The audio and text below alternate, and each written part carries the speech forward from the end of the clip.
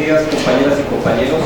El día de hoy vamos a presentar un libro que es un fruto, es un bebé muy querido para Francisco, para un servidor y un gran colectivo de personas con las que logramos esta obra, y a partir de la cual tenemos un objetivo. El objetivo es, aparte de lo que está viendo ahí en la diapositiva, que es generar un material didáctico que nos sirva en la docencia, es poder mostrar otros referentes del ejercicio del profesional en arquitectura. Es cómo las y los arquitectos podemos incidir trabajando en comunidad, y cómo de repente es muy padre cuando podemos deslocalizar el poder del arquitecto y localizar el poder en los colectivos, sobre todo en las comunidades. Eso nos da muchas aperturas a derivas bien interesantes en los proyectos. Pero bueno, Paco.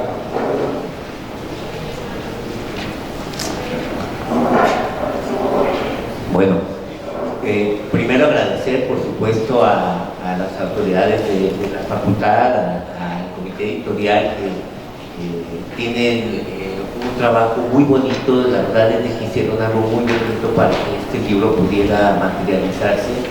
Igualmente recordar que este libro es parte del resultado de un proyecto Patino, que bueno, se realizó ya hace algunos años, y dadas las condiciones también de la pandemia, en algún momento se generaron un montón de situaciones que tuvieron que solventarse para poder ahora sí que concretar el trabajo de campo realizado para la recopilación de todo este material que van a ver ustedes.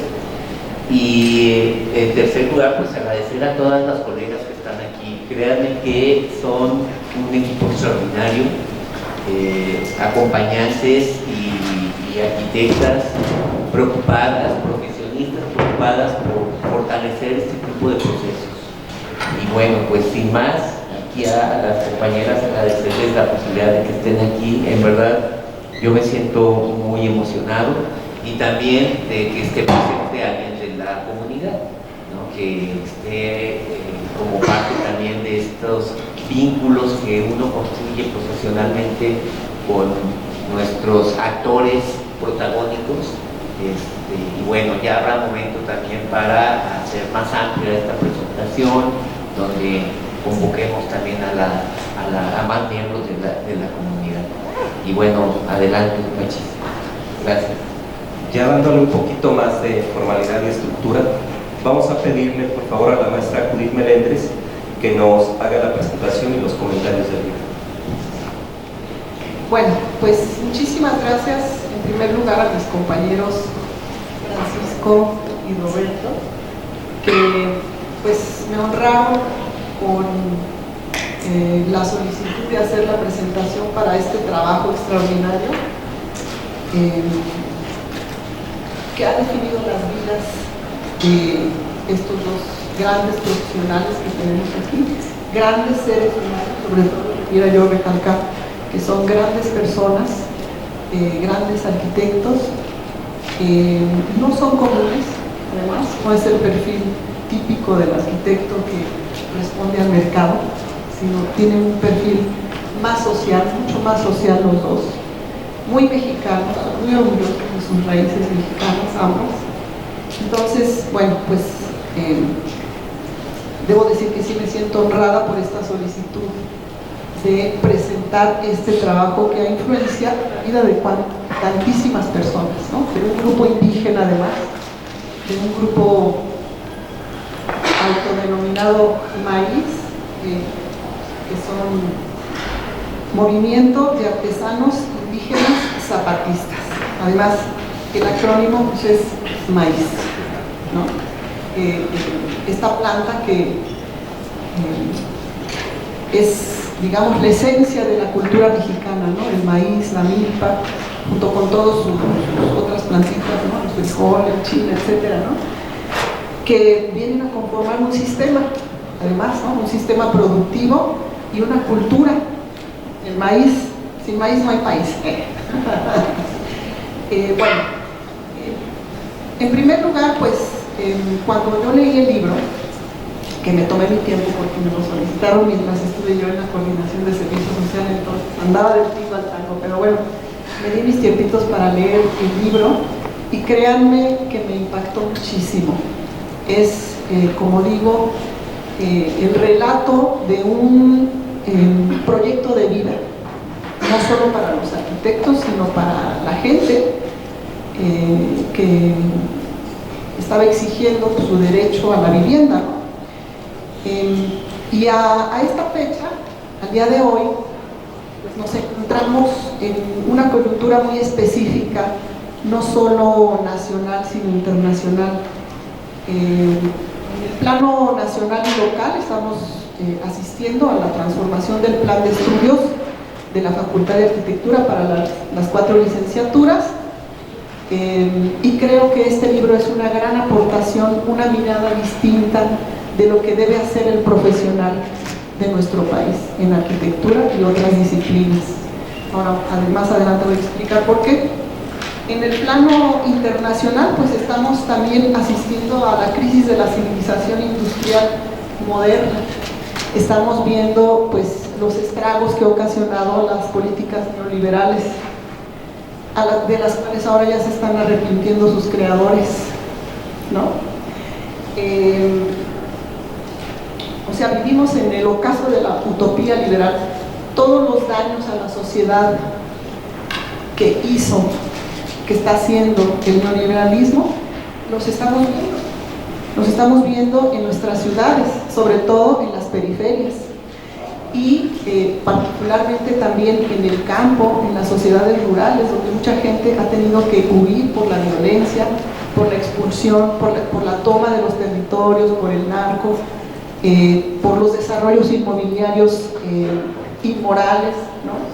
que compran la tierra a las personas por 3 pesos, hacen desarrollos inmobiliarios que posteriormente tienen sus afectaciones. Pero bueno, en particular la violencia ha sido un factor de expulsión de muchas comunidades indígenas. ¿Y expulsión a dónde? Pues a quién sabe dónde, ¿no? Pudiéramos decir que son nómadas, pero no, porque los nómadas cambiaban de residencia, pero cambiaban de acuerdo a un patrón bien establecido de en qué temporada les convenía estar en dónde. En cambio, la gente que ha sido expulsada por estas razones de violencia política y social, pues no tiene a dónde ir. Entonces, este grupo de personas que conforman país vinieron a dar a la capital, a exigir sus derechos, su derecho a la vivienda, su derecho a la educación, su derecho a la salud, a la alimentación, y anduvieron errantes por la Ciudad de México, padeciendo realmente cosas pues muy fuertes, ¿no? Asentados en banquetas, en camellones, manifestándose constantemente, yendo a las sedes de las autoridades para exigir su derecho.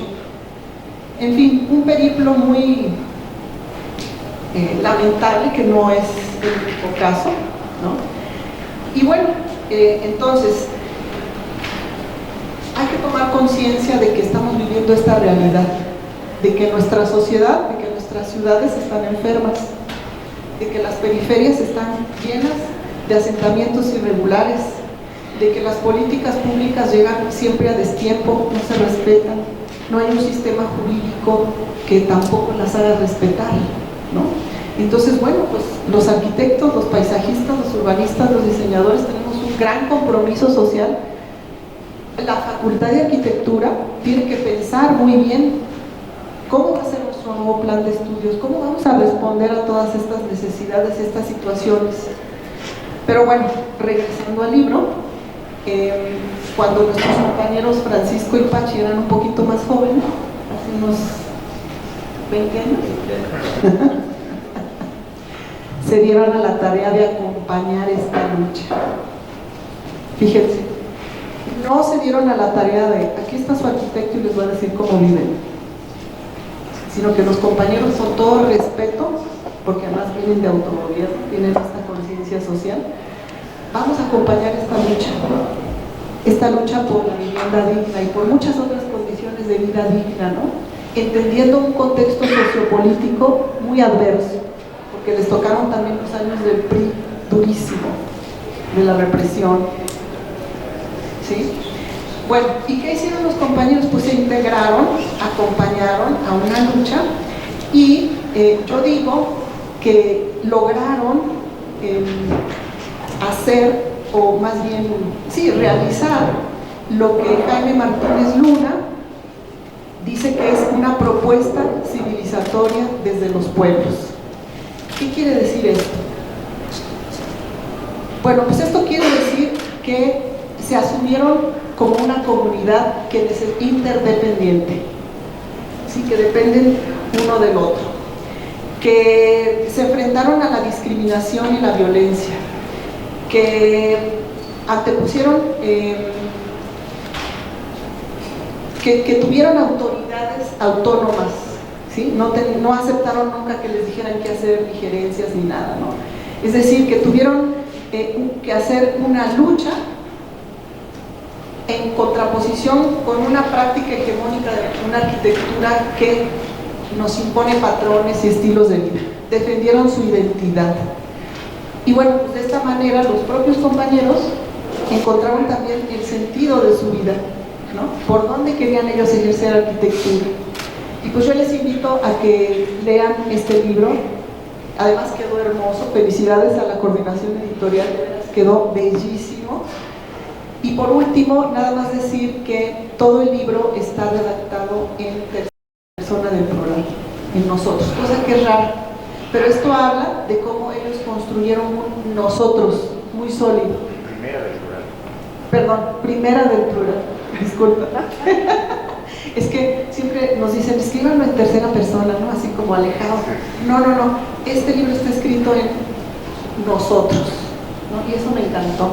Bueno, pues hasta aquí le dejo, porque ya dijeron que ya tengo que callar. Si no, yo les seguiría. Pues les invito a hacer esta lectura. Muchas gracias.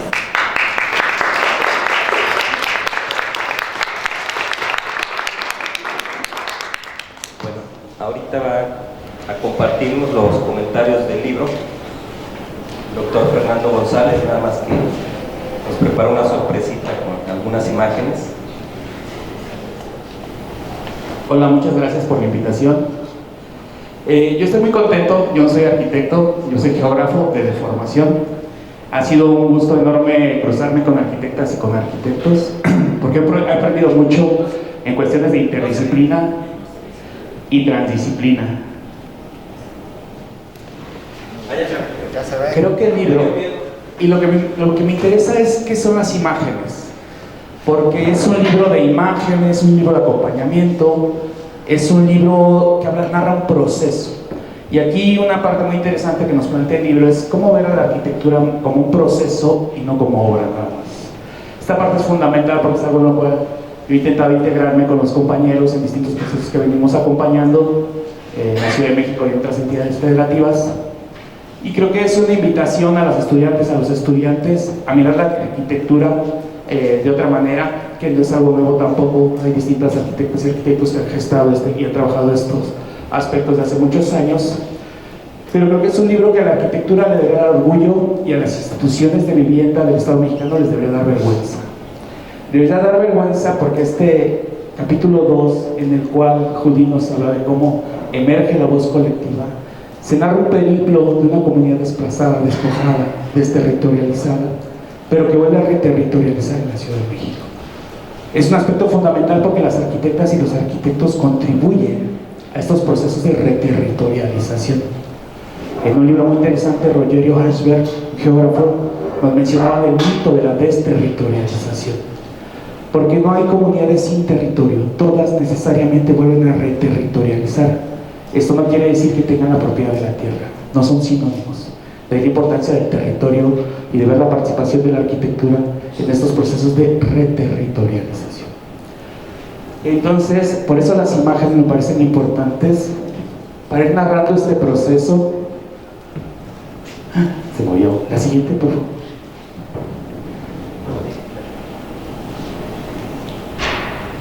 En el cual pasamos de un predio en Iztapalapa, en la periferia de la ciudad, ¿no? Que sigue siendo ciudad, pero la ciudad del interior también tiene sus periferias sin condiciones de habitabilidad, y que fueron transformando las comunidades de maíz junto con el proceso de acompañamiento de los arquitectos y las arquitectas.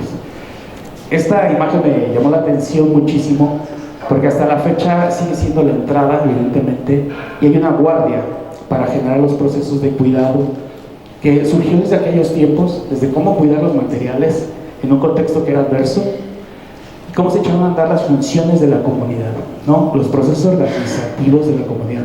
No es que las arquitectas y los arquitectos hayan llegado a decirles cómo se organizaban, sino que retomaron esos procesos organizativos que después detonaron una fuerza muy potente, que es el tequio. El tequio, que está presente en la arquitectura, en múltiples procesos latinoamericanos, por ejemplo la FUCMA, que era la Federación Uruguaya de Cooperativas de Vivienda por Ayuda Mutua, en su proceso histórico que va narrando cómo se construyó el recorrido con distintas comunidades, vieron cómo el tequio era una fuerza fundamental en la construcción colectiva de estas necesidades. Entonces, en este recorrido, lo que vamos viendo son esos procesos organizativos de transformación del espacio, de apropiación del espacio, de cómo incentivar los procesos de producción social del hábitat en este sentido de acompañamiento. Y lo que inició así, terminó de esta manera, ¿no? Que también creo que el libro nos invita a romper los estereotipos de las comunidades indígenas y de lo que es la vivienda triqui, porque así se llama el libro, la vivienda integral triqui. Pero ¿qué es una vivienda integral triqui? ¿No? Entonces uno pensaría con esos estereotipos, con esta folclorización de lo que es a mí no me gusta para nada el término, pero sé que lo ocupan acá, de la vivienda vernácula, ¿no? Pero como si no pudiera la posibilidad de retransformarse, reconfigurarse, afirmarse en esta cotidianidad, en estos tiempos, frente a las adversidades que enfrentan las comunidades en la Ciudad de México. Entonces me parece muy interesante el libro en ese sentido. La siguiente, por favor. Díganme el tiempo porque a mí se me va. La pedagogía de la colectividad. Voy a intentar resumir esto en 2 minutos. Como ya mencionaba Judith, hay un autor que se llama Jaime Martínez Luna que habla sobre la comunalidad y cómo el tequio, la fajina, la gozona, la guelaguetza, que es el trabajo colectivo, a veces obligado, es una realidad, no lo vamos a romantizar, pero de apoyo mutuo, en reciprocidad, también para la construcción de distintos espacios, ¿no? En ese sentido, se fueron articulando distintas comisiones, y es algo que narra de manera hermosa el libro, cómo se fueron configurando a partir de necesidades distintas comisiones para llevar el inventario, para llevar la parte administrativa, para generar comisiones de herrería, de carpintería, de hacer la comida, de llevar los gastos, etcétera, etcétera, etcétera. Y esta pedagogía de la colectividad lo que hace emerger, es algo que ya en su momento Marx cuestionaba muchísimo al capital, es que el capital no paga los resultados del esfuerzo colectivo o del obrero colectivo. Y si hiciéramos la contralectura de esta propuesta de civilización comunitaria, el trabajo colectivo lo que va a hacer es socializar el producto del esfuerzo colectivo. Y eso es algo fundamental que no han entendido las instituciones de vivienda de este país, porque si se incentivara este tipo de procesos, se podrían lograr 75 metros cuadrados, 73 metros cuadrados de una vivienda con 3 recámaras, con baño, con cocina, con un espacio colectivo para producir artesanías, porque es una vivienda contextualizada, ¿no? Que ganó premios nacionales, bueno, menciones en concursos nacionales de vivienda. Entonces yo con esto cierro, que es una invitación a que vean que esto es posible y la forma de materializarlo está muy bellamente narrada en los 3 capítulos del libro, que uno se los lee, pero de seguido, que también es otro acierto, me parece. No es un texto rebuscado en ese sentido. Muchas gracias.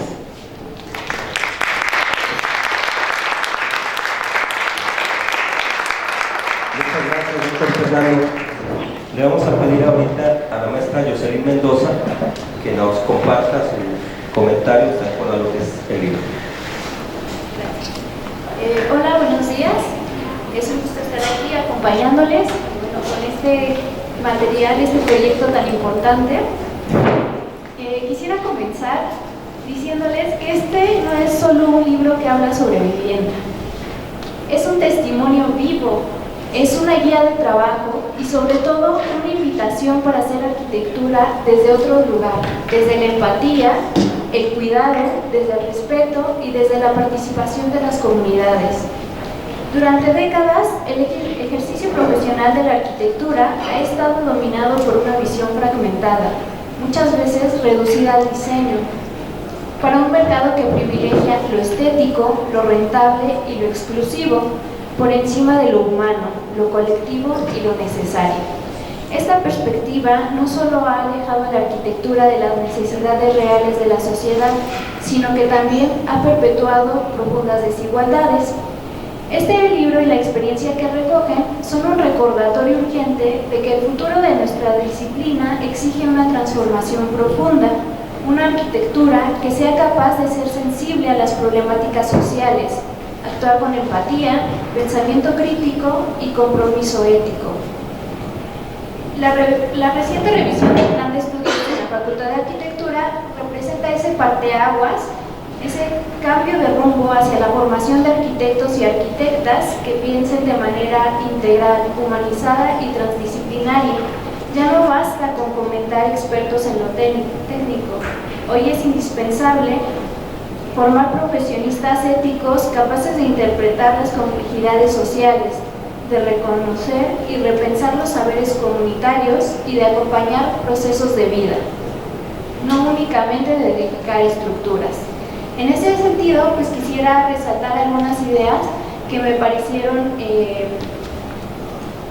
constituyen aportes fundamentales tanto para la reflexión como para la transformación de nuestra disciplina.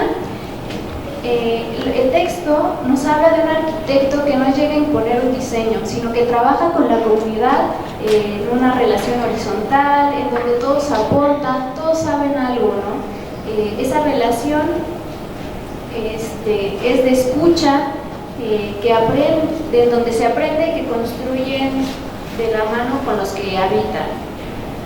La vivienda es vista como todo un proceso, no solo como un objeto con el cual se puede mercantilizar.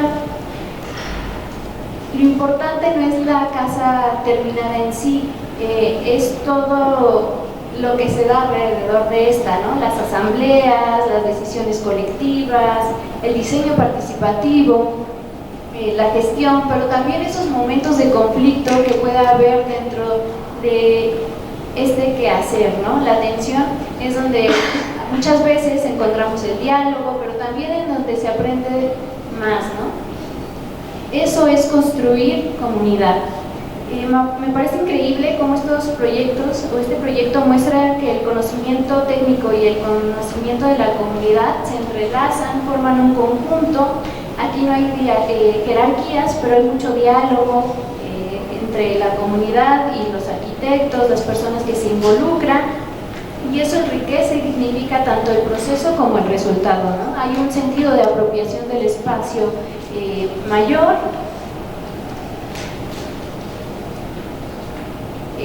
Y bueno, aquí los compañeros pues no solo construyeron viviendas, se construyó dignidad, se defendió el derecho de una comunidad indígena a habitar la ciudad sin ser invisibilizada ni desplazada. Este libro pues nos deja claro que realmente queremos formar arquitectos comprometidos, que tenemos que mirar, escuchar y aprender que la arquitectura también es lucha, es acompañamiento, pero sobre todo es transformación social. La experiencia que se da en la comunidad Triqui del colectivo Maíz justo nos da esa aportación, ¿no? Que la enseñanza no puede desligarse de los contextos sociales, culturales y políticos. Nos muestra otra forma de hacer arquitectura que además es urgente en nuestros tiempos, ¿no? Una arquitectura que camina junto a los pueblos, que respeta sus cosmovisiones, que fortalece su capacidad de decisión y que también reconoce su derecho a habitar con dignidad. Cada página de este libro es una puerta muy distinta a nuevas formas de habitar, de construir, pero también de resistir. No es un libro que simplemente se lee, es un libro que se vive, que acompaña esta lucha, que nos deja una enseñanza profunda y una esperanza colectiva. Les invito a que lo puedan leer, que hojeen sus páginas, que descubran esta arquitectura hecha de aspiraciones y esperanzas. Y bueno, pues ojalá que este libro no solo se quede en nuestra biblioteca, sino que inspire, ¿no? nuevos proyectos, a nuevas acciones, a cambios reales. Veo aquí muchos estudiantes y pues en ustedes está el futuro de ver la disciplina de una forma diferente, más empática con la sociedad.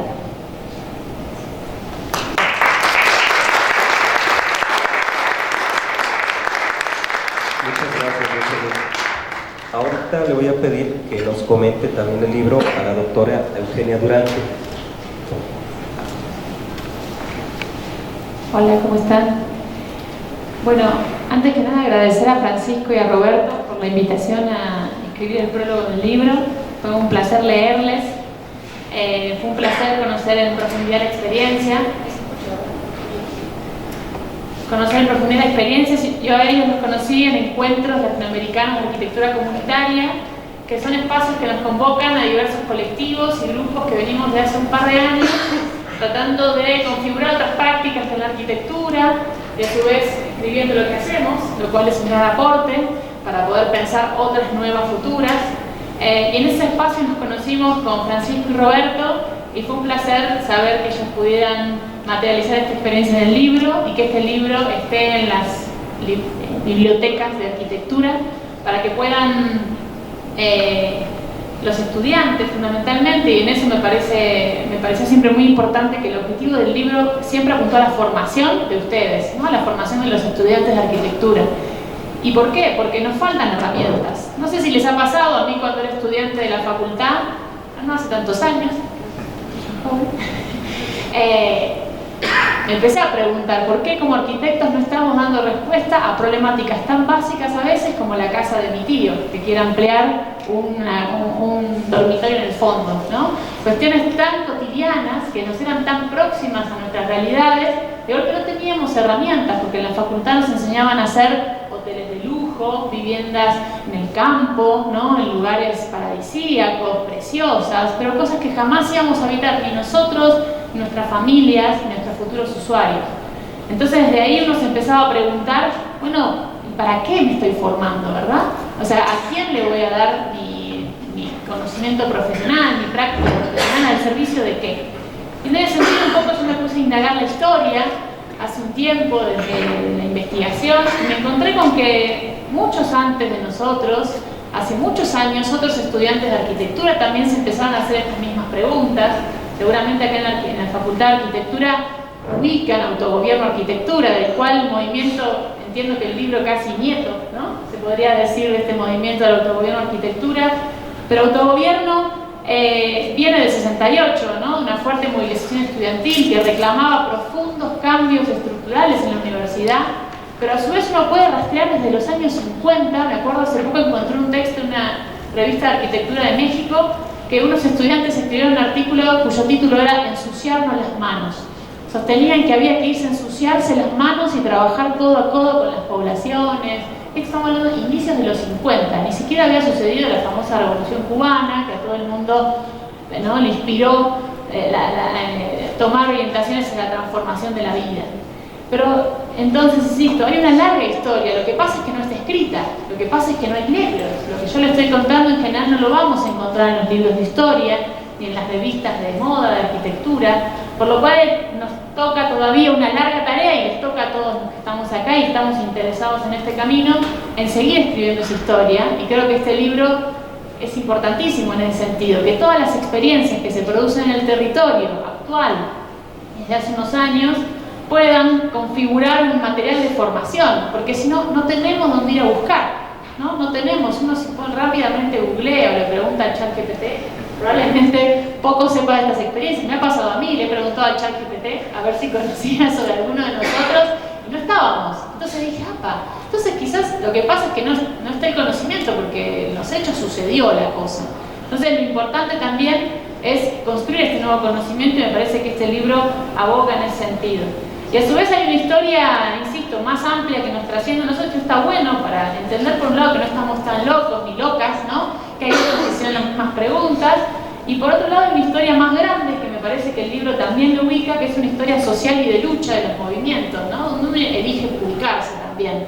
Donde hay movimientos que históricamente han tratado de luchar por algo tan básico como tener un lugar donde vivir, ¿no? Y vivir en condiciones dignas, ¿no? Algo que parece alocado hoy para muchos de nosotros, ¿no? Que solamente tenemos que pagar rentas altísimas, nuestras propias familias tienen que vivir en la periferia de la periferia, ¿no? Algo que nos toca.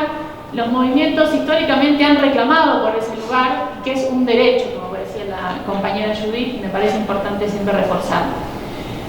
Y en el armado del prólogo un poco sintetizaba algunos puntos que han sido siempre de discusión entre los grupos que de asesoría técnica también se llama, ¿no? De acompañamiento a los movimientos de pobladores, etcétera, que siguen siendo de discusión actualmente y que me parece que el libro da varias pistas para pensarlo y que varias cosas dijeron los compañeros anteriores que hablaron anteriormente. Por un lado, el libro da lugar a la coproducción de saberes, que se dice, ¿no? Es esto de entender que la propia disciplina no se conforma de los saberes disciplinados, de los saberes de la arquitectura que están en los libros, sino claramente hay otro tipo de saberes, ¿no? Que se van construyendo en el territorio, populares, históricos, que es necesario incorporar en las prácticas para dar este nuevo conocimiento. Por otro lado, comprender, ya lo dijeron varios, ¿no? Comprender la arquitectura como un proceso y no como un objeto. ¿Y qué es esto? Y son las fotos que mostró recién Jaime, ¿verdad? No es verdad, en las revistas de arquitectura estamos cansados de ver render vacío, ¿no? Donde no hay nadie y donde los textos que acompañan un poco buscan con palabras poéticas, ¿no? Darle sentido a ese espacio del imaginario. Y sin embargo en este libro se van a encontrar con fotos plagadas de personas, textos que hablan de problemas, diferentes voces. Van a encontrar un material completamente distinto al que están habituados a leer y que me parece que habla un poco más de lo que es la realidad. Por otro lado, otro punto es fortalecer la idea de la arquitectura como un medio y no como un objetivo en sí mismo, ¿no? No hago arquitectura por un objeto bonito que termine se construyendo. Muchas veces lo que nos pasa, ¿no? Trabajo movimientos, nos dedicamos a hacer propuestas que jamás se construyen, ¿no? Tenemos varias de esas, o que son banderas de lucha, que simplemente sirven para motivar y para motorizar un movimiento. Entonces, de nuevo, la arquitectura no como un fin en sí mismo, sino como un medio para, en este caso, fortalecer el movimiento, ¿verdad? Otro sería problematizar sobre los tiempos e historias entrelazadas en la producción arquitectónica. ¿Cuántas veces nos preguntamos cuando aparecen los edificios bonitos en las revistas de nuevo, ¿quiénes están atrás? ¿Quiénes lo construyeron? ¿Sabemos algo de eso? ¿No? Sabemos quién fue el arquitecto, pero sin embargo hay procesos detrás totalmente invisibilizados. No se sabe quiénes fueron los que lo construyeron. Pero nos pasa con la historia completa de la humanidad casi, ¿no? Me parece que en este libro de nuevo se reconstruyen los procesos de producción, se reconstruyen los conflictos también. Y eso es súper interesante, porque ahora no van a encontrar solamente un libro de éxitos y de cuestiones súper bonitas y que salieron todas bien, ¿no? Sino que hubo un momento, procesos de idas y vueltas, negociaciones que no terminaban, cuestiones que hubo que repensar en el proceso, lo cual, de nuevo, es la vida misma y me parece que también nos da sentido de humanidad. Por otro lado, nos permite ampliar la concepción de integralidad, ¿verdad? Acá van a ver en la propuesta espacial tecnológica, constructiva que proponen los compañeros en la experiencia con los triquis, una propuesta que toma desde dimensiones de género, culturales, históricas, sociales de la comunidad, la cual va a ser a la arquitectura, ¿no? Que muchas veces en los libros nos cuesta encontrar eso. Por otro lado, ¿cuándo empieza el proceso de arquitectura acá? Acá empieza cuando el usuario contrata al arquitecto, acá empieza cuando el movimiento llega a la Ciudad de México, empieza cuando empiezan a construirlo, ¿no? De nuevo, los procesos de la producción arquitectónica son múltiples, son diversos, y eso me parece que también es lo interesante. Por otro lado, nos permite repensar la mirada sobre el urbano, ¿no? El libro nos permite volver a cuestionar esta modernidad que nos hace pensar que la ciudad está bien distribuida, ¿no? Y una mirada sobre los conflictos muy racionalista. Y sin embargo aquí nos encontramos con un proceso totalmente actual y que nos atraviesa creo que a gran parte de la población, que es los procesos de desplazamiento, ¿no? Los procesos de desplazamiento y de migración que atraviesan las ciudades y que nos hacen ver, nos tienen que obligar a ver la ciudad como una zona de profundos movimientos, de culturas totalmente híbridas, ¿no? De procesos de diálogo, por lo cual, de nuevo, intervenir sobre la ciudad no es en los términos que nos enseñan, ¿no? Desde el movimiento moderno, un poco en las facultades de arquitectura. Por otro lado, otro punto, ver la otra cara de las políticas públicas de vivienda, ¿no? Me parece que el libro desentrama ahí el detrás de escena de la gestión, de la movilización, lo lejos que queda la romantización de las políticas públicas y también de la lucha urbana, ¿no? Los conflictos, los cambios de referentes. Hay una cocina que me parece que muestra el libro que es súper valiosa. Y por último, también lo nombraba el compañero Fernando, la función del trabajo colectivo, la función del tequio, ¿no? Aquí en este punto, que de nuevo parece siempre una dimensión muy olvidada. Bueno, decíamos, se invisibiliza el trabajo, imagínense el trabajo colectivo, no se le da lugar, y en estos momentos, bueno, siempre, históricamente, porque de hecho uno podría verlo hasta en la historia colonial, ¿no? Cuando vienen los colonos, los indígenas utilizan estas formas de trabajo colectivo como formas de resistencia, ¿sí? Como formas de subsistir la cultura y sus formas de vida. Entonces, de nuevo, me parece que, como dijeron los demás expositores, invitarlos a que lean este libro y vuelvan a buscar otros libros que hablan de estas otras experiencias de arquitectura. Hay poquitos, y también invitar a que los escriban, ¿no? A que hagan sus propias experiencias y que los escriban a futuro porque los necesitamos. Y eso está re bueno, ¿no? Porque nos encontramos acá con el desafío de que podemos decir muchísimas más cosas, y hay mucho más para decir que no lo tiene el chat GPT.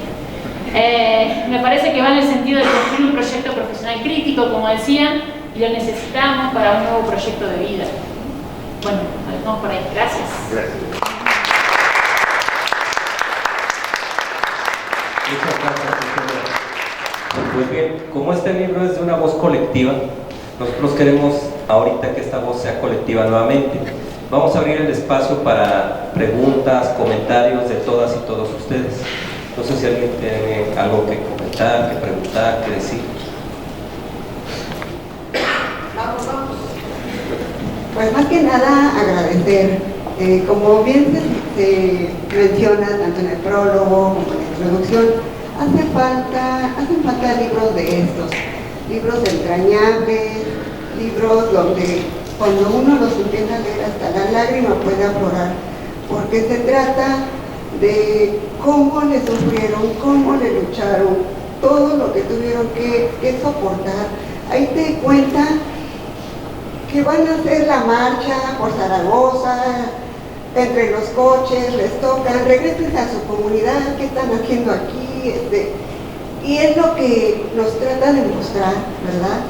Lo que no se ve cuando es una lucha, cuando se está persiguiendo un sueño, ¿verdad? Y entonces la pregunta sería lo siguiente: qué bonita es esa parte, ¿no? De los arquitectos que se enfrentan a una idiosincrasia, a unos sueños, y la pregunta es: ¿y el arquitecto qué hace cuando uno manifiesta esos sueños, manifiesta algo inalcanzable? ¿Qué sienten? O sea, desde su perspectiva y del sentimiento y lo que vivieron, ¿cómo ven, cómo vivieron esa parte, ¿no? De adherirse a esa lucha y ser parte de esa comunidad y tratar de ver cómo cumplir y el compromiso, cómo le voy a hacer para que alcancen sus sueños, para que alcancen lo que uno, desde el punto de vista, o sea, no es tanto de lo económico, ¿no? Sino también materializar ese sueño. ¿Cómo le hacen ustedes para asociar esa parte sentimental y de lucha al mismo tiempo? Ay, gracias. La pregunta, debo decir que fue la responsable de que este libro fuera tan bello, ¿no? Y hizo un trabajo muy, muy bonito, también muy acompañante. Y para ampliar la pregunta a la comunidad estudiantil, yo debo decir que este libro era una deuda que teníamos, ¿no? Afortunadamente fue aceptada en el proyecto PAPIME, se pudo materializar, y dentro de esa deuda justamente la teníamos porque están reflejadas nuestras propias dilemas, como en ese momento como estudiantes de arquitectura, que nos hacíamos inmersión, acompañar a este grupo, que no era el único grupo al que estábamos acompañando, pero que nos reveló, uno, muchos dilemas, muchos retos; dos, confrontarnos con la ausencia de conocimiento que teníamos. En algún momento les decíamos: eso que quieren no se puede hacer. O sea, el INVI no puede hacer eso, no les va a dar dinero para hacer eso. Y la gente nos enseñó, para nosotros fue una escuela más, ¿no? Una escuela que acompañó a la formación académica, de decir, pues si no se puede, no importa, pero queremos verlo cómo podría ser. Y si nos tardamos ya 10, 15 años, nos podemos tardar más, no importa. Entonces eso para nosotros fue una enseñanza de decir, a veces ni siquiera nosotros siendo egresados ya por cédula profesional, podemos entender la capacidad de las personas para realmente alcanzar esas expectativas. Y fue una enseñanza, fue un aprendizaje, poder decir, bueno, vamos a proyectar algo que sabemos que la institución no va a financiar, pero que responde a esa expectativa. Y entonces poder abrir la posibilidad. Poco a poco nos fuimos formando también en el camino, que poco nos acercan en nuestros procesos formativos a estos marcos normativos. Uno llega con la autoridad, con la institución, sin ni siquiera saber qué rol jugamos y cuáles son las facultades de esa institución y cuáles son las posibilidades para poder realmente favorecer la expectativa de habitación, de habitar en una comunidad como esta. Por eso fue el reto de construir este libro, ¿no? De decir, a ver, son temas que el arquitecto debe saber, la arquitecta, y que en su momento, si no lo aprendemos aquí, la realidad no lo va a hacer aprender a veces fuerzas, y abrir un poquito esa resistencia a aprender de los mecanismos de gestión. Por mi parte, eso respondería a tu pregunta, y le diría a Pachi también, porque esto que dice es muy lindo y lo quiero también compartir con el grupo. No es una formación, no es un arquitecto que compite, que son los dilemas del neoliberalismo. Es un arquitecto, una profesionista que colabora, y en esa colaboración se construyen estas complicidades, y todas las personas que están aquí son parte de las complicidades que me han acompañado. Aquí está también una persona de la comunidad, Simitrio, que ha sido también un gran cómplice para caminar, y profesionalmente Pachi ha sido un gran cómplice, ¿no? También de vida y de compañerismo, de humanidad. Entonces, muchas gracias, Pachi.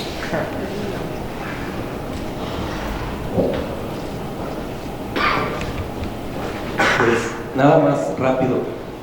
Antes de lo arquitectónico, que se supone que es lo que es nuestra materia, para poder construir toda esa participación y toda esa confianza para esa obra, entramos desde lo no arquitectónico, que es algo que les posicionamos en el aula. Construimos la confianza con el grupo. Paco y yo no llegamos como arquitectos a esa comunidad. Llegamos, por ejemplo, Simi y yo vendiendo café, apoyando una cooperativa de Chiapas. Paco llegó haciendo clown para los niños, entonces ellos nos conocían más como los del café, como el payaso, y así fue como fuimos ganando la confianza, porque después ellos requirieron hacer bien las casitas, y es donde se acordaron, los loquitos del café, el loquito del payaso son arquitectos, vemos que ellos son gente de confianza, vamos a ir con ellos.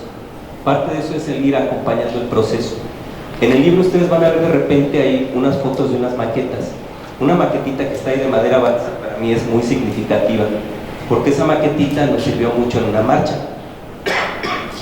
En esa marcha íbamos con la comunidad, mujeres, niños, los señores, las personas mayores, y había la amenaza de que los golpearan. Uno dice, pues, ¿cómo haces que el niño no llore?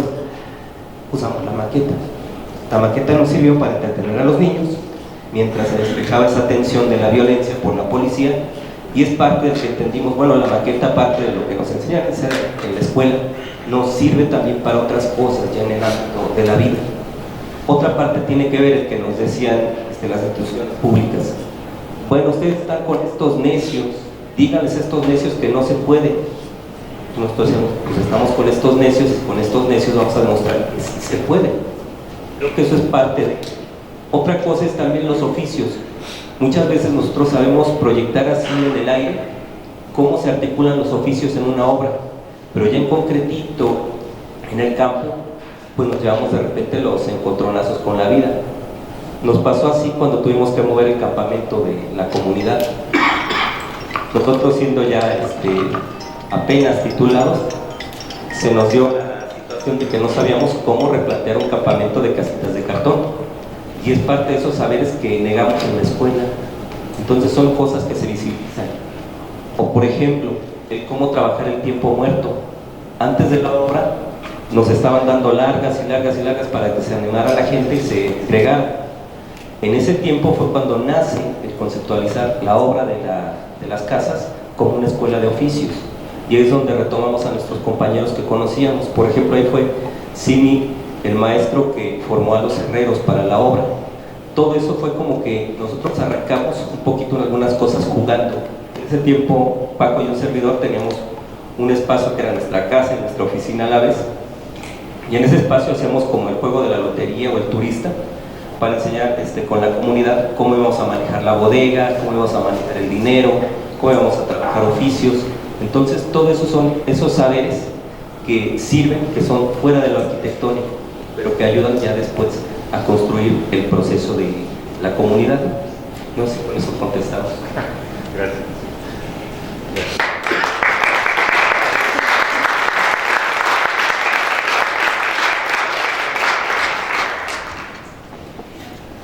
Ay, muchas gracias. Muchas gracias, de veras, ¿se escuchan? Bueno, muchas gracias por acompañarnos, por presentar el libro acá en la facultad. Para la coordinación editorial es algo muy importante por el sentido que tiene, por todo lo que han descrito. Algo nada más que quiero puntualizar es que el libro no se publicó en impreso, es un libro digital. Está y es libre, de descarga gratuita, ¿no? Se puede descargar hoy mismo en todo México, en España, en donde quieran. Eso, contribuye al sentido que tiene y a lo que la doctora mencionaba en cuanto a que no hay materiales. Está en el repositorio de la Facultad de Arquitectura para compartirlo con los colegas, ¿no? Para que desde Latinoamérica se pueda descargar, para que se pueda discutir, para que se pueda ampliar. Es una iniciativa importante de la facultad y de la universidad alcanzar estos materiales en ese nivel. Y pues qué emocionante, los felicito, estoy orgulloso de su trabajo. Muchísimas gracias.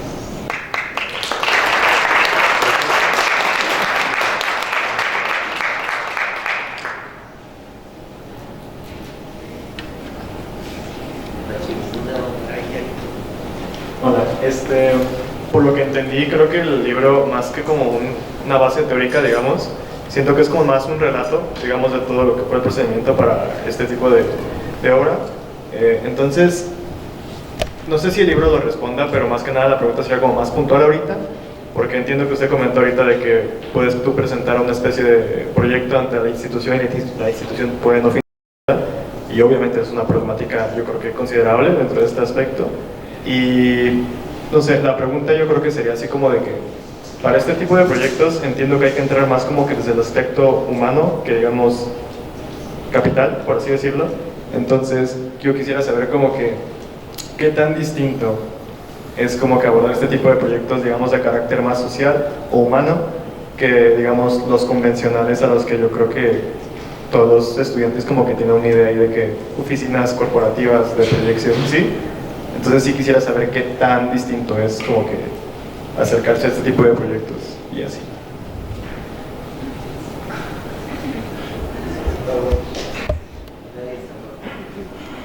Bueno,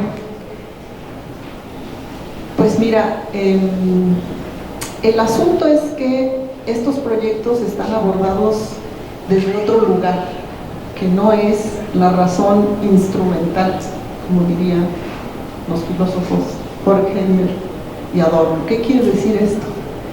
Quiere decir que no son proyectos meramente utilitarios en donde lo que importa es el tiempo, la eficiencia, el dinero.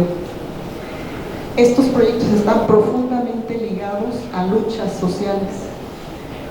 Entonces, qué tan difícil es, pues depende cómo tú mires la vida, ¿no? O cómo, digamos, qué nivel de conciencia tengas respecto a cómo quieres hacer arquitectura. Si tú te atraen los temas sociales, naturalmente te vas a ir ligando con temas sociales relativos a la arquitectura, al paisajismo, etcétera, ¿no? O sea, te va a jalar la vida por ahí. Lo importante de este proyecto, digamos, es que visibiliza pues todo este otro quehacer arquitectónico que no tiene que ver con, que es opuesto al individualismo, que son proyectos que buscan el mayor beneficio económico, que buscan una ganancia, ¿no? Acrecentar el capital, en donde los trabajadores no existen, ¿no? Como decía la compañera, ¿quién los hizo? Pues quién sabe, ¿no? En estos proyectos pues hay otro tipo de acuerdos o sobreentendidos, ¿no? Que son: yo respeto tu palabra, respeto lo que tú opinas, colaboro contigo, no te mando a hacer las cosas, sino que nos ponemos de acuerdo para hacerlas juntos. Entendemos que el territorio pues es de todos, la naturaleza, el medio ambiente es de todos, que hay que cuidarlo, que hay que cuidar las relaciones, que las soluciones no llegan por iluminación divina, sino que las generamos y las co-creamos de acuerdo a nuestras necesidades. En el caso de la comunidad era muy claro que ellos lucharon también no solo por tener vivienda, sino por conservar su identidad cultural, ¿no? Ellos querían vivir de una manera que en donde no se perdieran ellos a sí mismos en toda esta homogeneidad que somos, ¿no? Que nos impone esta sociedad capitalista. Consuman esto, hagan esto, digan esto, piensen esto. Ellos quisieron seguir pensando, haciendo su comida, cuidando a sus animalitos, a sus niños, las relaciones. Entonces, bueno, un poco por ahí va la cosa, no sé si me expliqué. Sí, entonces igual le entiendo como de manera de que personalmente siento que esto ya como que se aprende ya de manera practicándolo, ¿no? O sea, no, sinceramente no veo como alguna asignatura aquí en la facultad como que te acerque a todo este proceso humano de realmente conectar con las comunidades. Entonces, bueno, sí, creo que sí, es más que nada que tal entres, ¿no? Y pruebes. Quizá para ampliarles las dudas, ¿no? No más que darles respuestas. Esta es la Universidad Nacional, es la universidad del país, y que en esta universidad, desde que nosotros fuimos estudiantes, se tuvo apertura a acompañar este tipo de experiencias.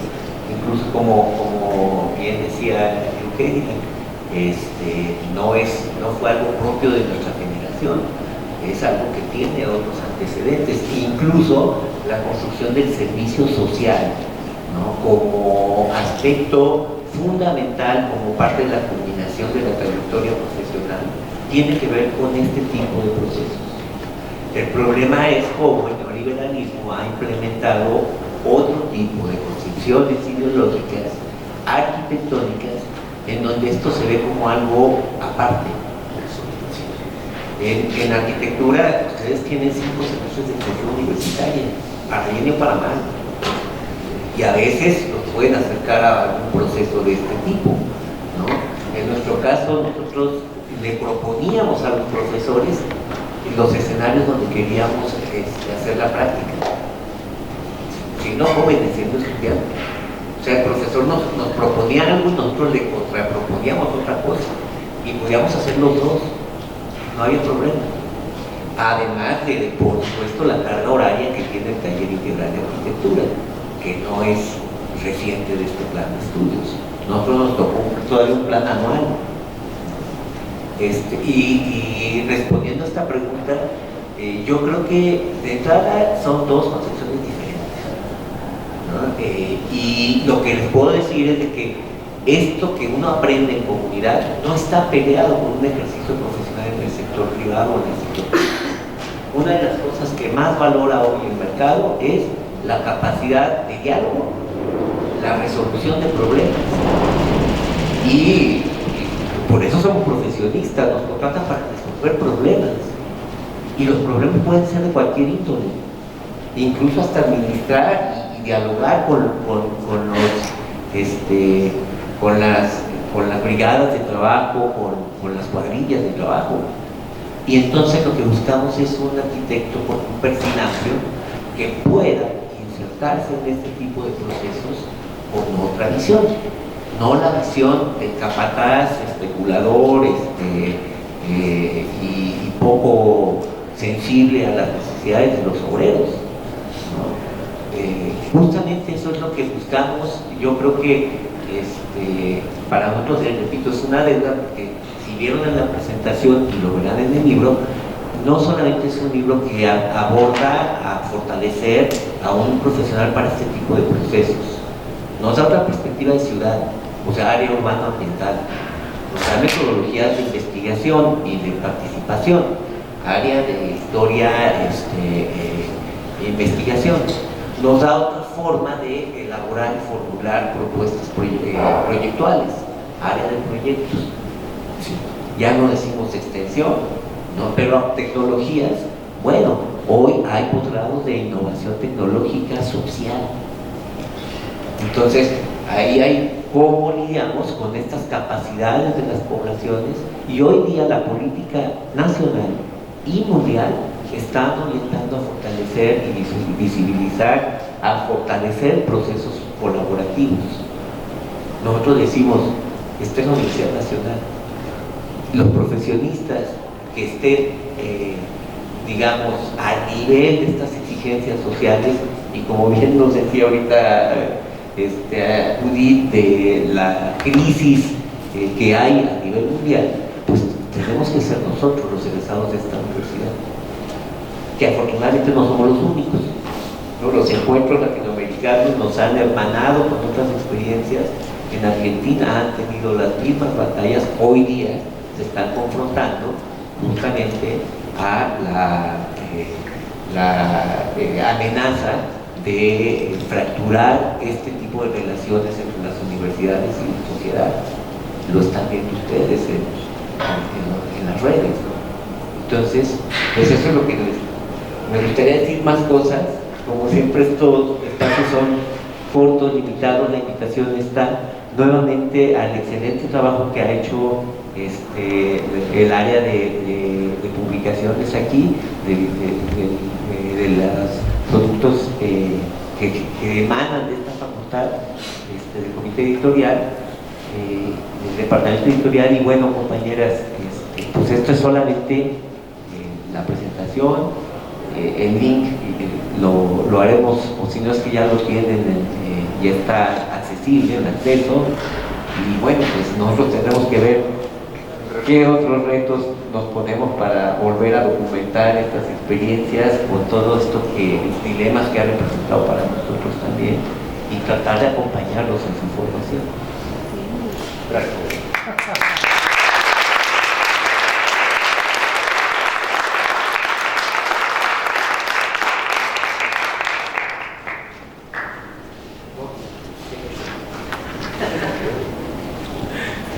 Bueno, si no hay alguna otra duda o comentario, pues pasaríamos ya a cerrar la presentación. Les agradecemos muchísimo su presencia, su escucha en esta presentación del libro. Gracias a ustedes.